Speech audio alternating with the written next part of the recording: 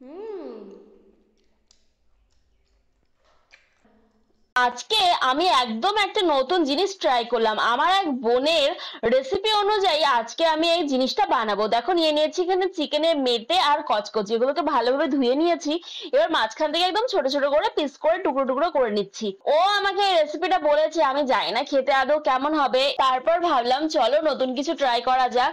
এরপরে আমি দেখো মেটে কচকচির মধ্যে দিয়ে দিলাম সর্ষের তেল, এরপর দিয়ে দিলাম লবণ, হলুদ আর অর্ধেক প্যাকেটের বেশি মিট মশলা আর সাথে লঙ্কা গুঁড়ো দিয়ে ভালোভাবে মাখিয়ে নিচ্ছি। এখানে আদা রসুন বাটা দেওয়ার কোনো প্রয়োজন নেই, এখানে মিট মশলাটা একটু বেশি পরিমাণে দিতে হবে। এরপরে একটা বাটিতে ঢেলে নিলাম, কোনো একটা বাটি নেবে আর তারপরে দেখাচ্ছি কি করতে হবে, তোমাদেরকে ওয়েট করো। তো এখানে আমি কিছুটা পেঁয়াজ কুচি নিয়ে নিলাম আর পেঁয়াজ কুচিটা দিয়ে আবার একটু পেঁয়াজ কুচিগুলোকে মাখিয়ে নিয়ে ব্যাস আমার রেডি হয়ে গেল চিকেনের মেটেটা। এবারে এটাকে ভাপে দেওয়ার পালা, এটাকে ভাপে রান্না করতে হবে। তো মোমো মেকারে জল বসিয়ে দিয়েছিলাম আর ফুটো যে মোমো মেকারে এগুলো থাকে ওগুলোকে বসিয়ে দিয়ে তার উপরে চাপিয়ে দিয়েছিলাম মেটেটা। কালার কেমন চেঞ্জ হয়ে এসেছে দেখতেই পাচ্ছ। এভাবে 1 ঘন্টা রান্না করার পর দেখো আমার চিকেনের মেটে কচকচিটা কিন্তু রেডি হয়ে গেছে। চলো এবারে খেয়ে দেখি কেমন হয়েছে খেতে।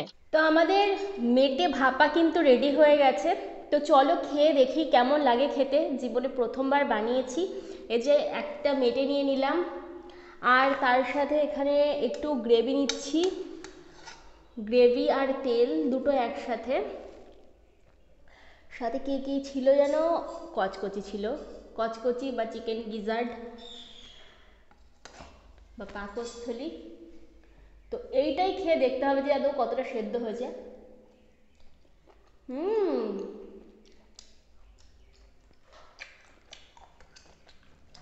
একদম ফাটাফাটি সেদ্ধ হয়েছে। তো এবারে চলো ঝোলটা খেয়ে দেখি টেস্ট হয়েছে কিনা।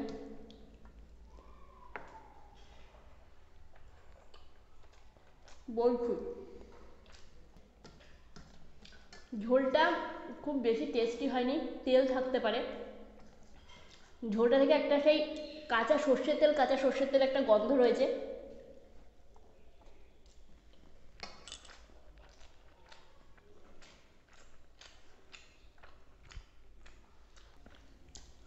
আমার কিন্তু কাঁচা সর্ষের তেলের গন্ধটা খুব একটা ভালো লাগে না।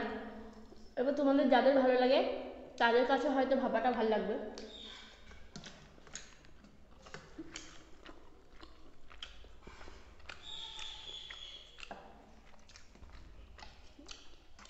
এমনি কিন্তু এ দেখো পেঁয়াজ একদম গলে গেছে, কিন্তু আস্তে আস্তেই রয়েছে।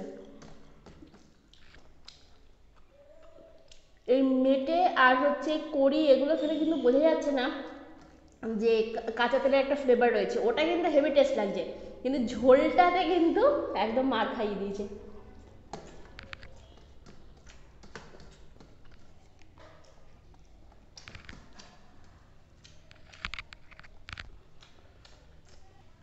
তো অনেকে কিন্তু ইলিশ ভাপা টাপা খায়, তাদের ভালো লাগবে। তো তোমরা একবার ট্রাই করে দেখতে পারো, তোমাদের কেমন লাগলো তারপর আমাকে কমেন্টস করে জানিও।